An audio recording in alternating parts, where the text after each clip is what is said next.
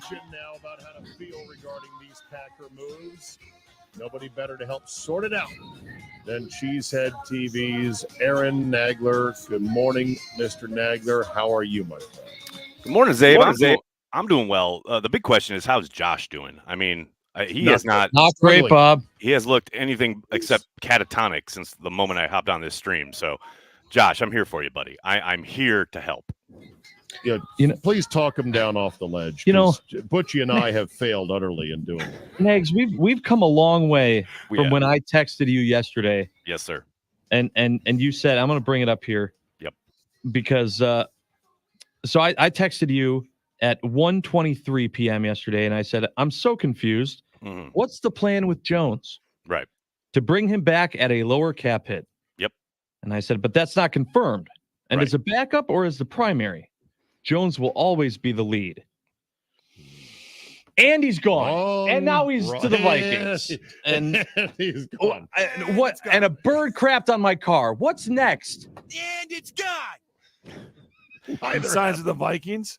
He signs with the Vikings. That's exactly what's next. Yeah, I'm and saying.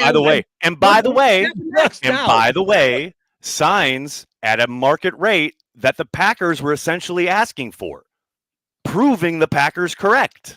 In the process. Okay. So the only thing I could think of that is helping a little bit with this is the reason why he took that deal instead of the Packers is because he was thinking about not next year, but the year following. And he knew he was going to get way less carries with Jacobs to where he'd be a primary back in Minnesota where they have nothing and could still put up numbers that would maybe allow him to then get that next contract instead of just kind of falling in line. This is all assuming that he's on the field and plays 17 games. Of course, but he has to sign under that thought process. Right. I hear what you're saying. Good luck with Sam Darnold under center and a head coach play caller who hates to run the football. But, hey, man, we all make our choices, which is clearly to get back at Goody and Company rather than go explore the market in even like a pretend sense, like at least like see what's out there and find some possible suitors. No. This all happened in less than 24 hours. Very clearly, the Brett Favre getting back at the front office, going to the Vikings, to the hated Vikings. It's pretty transparent. Let's see if I got this right on you, Nagler. You laugh at the Bears, but you hate the Vikings. Correct. Is that a fair statement? That is 1,000% correct, sir. Okay, so you hate the Vikings and everything about them, the fakeness, the whole schmear. Plastic franchise. Yes, sir. Plastic franchise. But you loved Aaron Jones, as we all did. Still love Aaron Jones. How are you going to square having to hate Aaron Jones? See, here, how can you carve out? You know why? You know how this is going to be easy for me? Because I've got practice. Because I remember when Brett Favre went to Minnesota. You fought in the Favre Wars. I most certainly did. And as I said then, and I will say now, look, it's much like having a brother, right? A brother that you love dearly, who is just making a boneheaded, idiotic mistake. And now I need to watch him get pummeled. I want to watch him lose and fumble and, run out or stay in bounds when he should be going out of bounds. All these things I need to watch that happen in Minnesota and relish it and love it, while also understanding like it's a business and he's made his choices, etc. I'm always going to love him. He's always going to be a Packers great. But for however long he's in Minnesota, he's like my brother who I just want to like beat up and we get in a fight. And, it doesn't mean I don't love him. He's just going through a really rough patch right now. But that's where you have to remove all emotions. This is what it is. God, Butch. Did the Packers get better? Next, did the Packers get better? We'll see. The potential is there. Yes, absolutely. Especially when you look at Jacobs, his ability, the fact that he's a lot younger than Jones and he's just as talented. The man can not only run the football, but he can be a demon out of the backfield in the passing game. And he's pretty damn good in pass pro too. He didn't have any help as far as, any kind of semblance of a offensive line last year. Whatsoever? So I think you put him in the Green Bay system with Matt LaFleur cooking. I think he's going to, maybe not 2022 levels, but he's going to be productive as hell. There's no question. Imagine Josh Jacobs with a good quarterback. There's the other thing. And not coaching chaos, which the Raiders had last year. I think at his peak, assuming full health, Jacobs greater sign Jones as a complete total back. They run him at goal line and short yardage, which the Packers didn't do or they couldn't do with Jones, who's slightly smaller. Yeah. Well, look, there's it wasn't a strength of his. There's a major component, though, right? Is the fact that not just the build, but just staying on the football field. Even when Jones was, quote, healthy, right? That amazing run at the end of the season, where 100+ yards for 5-6 straight games, etc. Go back and watch the games. There are plenty of moments within the games themselves where Jones is taking himself out. Even when he's, quote, healthy, you still have to be cognizant of his usage. And that's something that I know as Packers fans, we got really frustrated about, both from the coaching standpoint, but also there were stretches where we'd see Jones on the sideline working on a hammy or whatever, something that was always kind of keeping him out of the game. At some point, you're approaching an age, 30, where it's not getting better, and even if he goes to Minnesota this year and balls out, which I expect he probably will, right? It's always better to get out a year too early rather than a year too late. And the Packers have done that. That's the thing. Packers have been very successful successful to do that. doing that. And I brought this up before, and Aaron Rodgers comes out with the quote, "There's not much to do in Green Bay. If you're a free agent, you're coming to play with me." How is that aged? Not well. Not well. I think the one guy who came to play with Aaron Rodgers in Green Bay was Jimmy Graham, and that was like the worst signing of Goody's tenure. So, it hasn't aged well. That's for damn sure. So, if you were to say, I got two choices for you if you're going to play Goody, you can either take the top safety and spend a decent amount of money on him and McKinney, who you love. Love seeing him up close there in New York as the best safety available. A deep pool of purchasable safeties this cycle. Yeah. Would you rather have the best safety without Aaron Jones or splurge to keep Jones with Jacobs and take a safety who's 5 notches below McKinney? That's the choice I'd like you to weigh.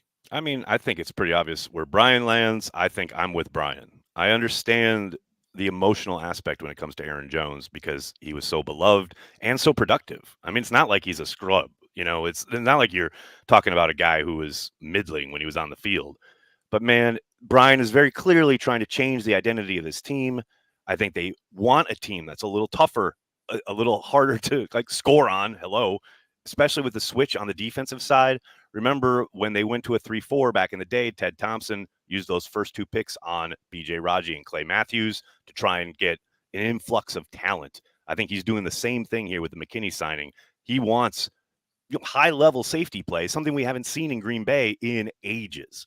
So as tough as it is, I think that's more important for this Green Bay Packers team when you can find, Jacobs and probably a serviceable substitute for Aaron Jones in the draft. I'm not saying someone's going to come in and be Aaron Jones, but there's certainly the body types and skill types in this draft class that can come in and give you some of that production without question. If Jacobs is healthy, you don't need Jones. You don't even want Jones, do you? Because Jacobs, when he is at his peak, is a guy you never want off the field. He carried the ball 340 times in 2022. That is a heavy load in the modern pass-happy NFL. It is. So I guess from that perspective, Nags, I see where Goody's thinking. If he's healthy, we don't need Jones. We don't even want him because you always need 2 backs in the NFL. Always There's need zero 2. doubt about that. And why not have the second back be Aaron Jones? I understand fans. I was there for about an hour yesterday where we were thinking we had visions. You need him as what? Insurance or as a split change of pace, able to split the load, everything. I mean, it's can't just you get that in a younger rookie? Can't you? The Raiders didn't need anybody but Josh Jacobs in 2022. He carried it 340 times. Oh, and also caught 53 balls.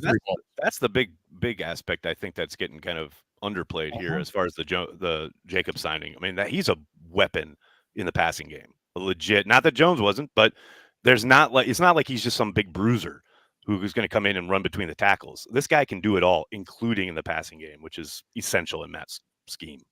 Do you think that we're going to hear more about this from Aaron Jones? The reason I say that is because Rob Demoski put out I saw it. Packers did not set out to sign a big name running back, but when talks with Aaron Jones about a pay cut broke down last week, they quickly pivoted over the weekend and decided to go after free agent Josh Jacobs.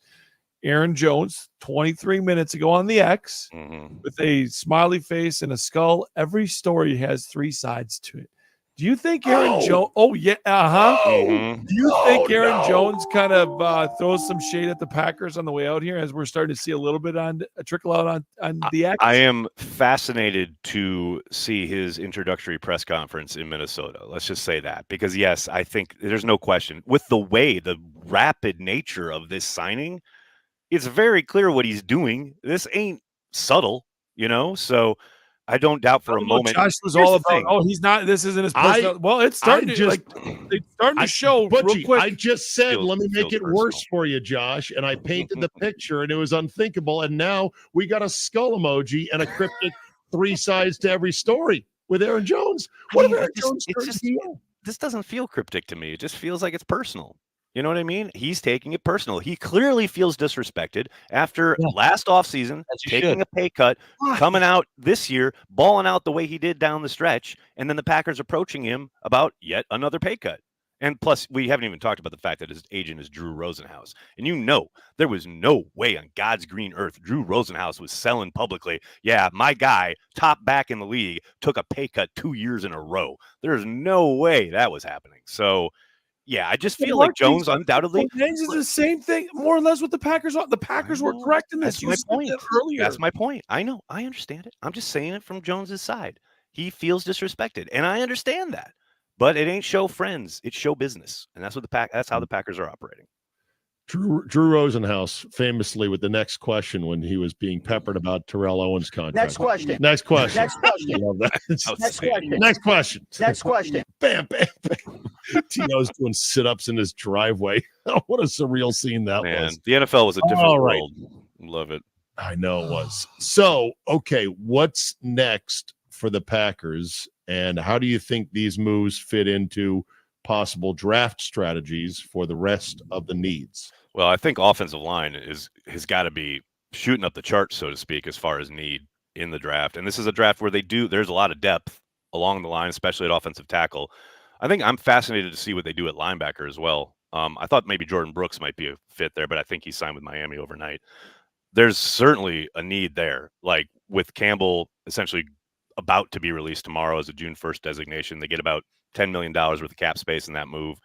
They need bodies. They're going to a 4-3. I mean, right now they got like 3 guys, and one of them is a special teamer strictly. So, yeah, there's some work to do there, no doubt. So we're changing schemes to a 4-3. So, you need bodies. You also need different types of guys. Yes. They also probably needed more tacklers. Yeah, guys who can actually get people on the ground. That would be a good thing. Yeah, play erasers. Yeah, which Campbell was phenomenal that one great year. He was 21. He went all pro. Yeah, exactly. So they need more of that. They're going to easily spend on some safeties and corners still, right? So secondary has needs across the board. You mentioned O-line. It never hurts to take more O-linemen. They didn't think Bakhtiari was going to play. They kind of knew Runyon was leaving. But what had been an area of depth and strength quickly can become a little bit weak, right? With especially along the interior. That's a concern now. I mean, there's no doubt about it. With Runyon leaving, they're going to have to bolster that. I won't be surprised at all if they go O-line early, even at 25, but definitely on day 3. They've had real good success there. We all know 4th, 5th rounders have turned into long-term starters in Green Bay. It's something they've done very well, and I expect we'll probably see a bit of that in April. Hubertus Matt says, how about T. Higgins for a 4th rounder? If so, I'm in. Bye, Bo. Wicks, Higgins, Reed, winning. T. Higgins, I don't know. I don't see it. I don't see it. I don't see them expensive because he wants a new deal. That's the part that people always kind of forget about. You're not trading just for the player. You're trading for the contract, and he wants to get PAID paid. Like that's not happening in Green Bay. And I love our receivers. I think that's the one area of non-need. Non-need, but I'm telling you, man, if the value's there in the draft, don't discount it. It's a deep, talented class. If they're sitting there in the second round, one of those 2 second-round picks, and there's somebody who has fallen, who's an incredible value that they just can't pass up, I wouldn't be surprised. I'm just saying, don't completely take it off your board because I think it's a possibility. Once upon a time, Tony Soprano said about football season running books, this is my busy season, okay? This is Aaron Nagler's busy season. Cheesehead TV. Log on, watch all their stuff. Nobody covers the Packers like Cheesehead TV. Thank you, my friend. Thanks, gentlemen. Josh, buck up, man. It's going to be all right. Okay. Love you, bro. Yeah, Well, love you too. okay.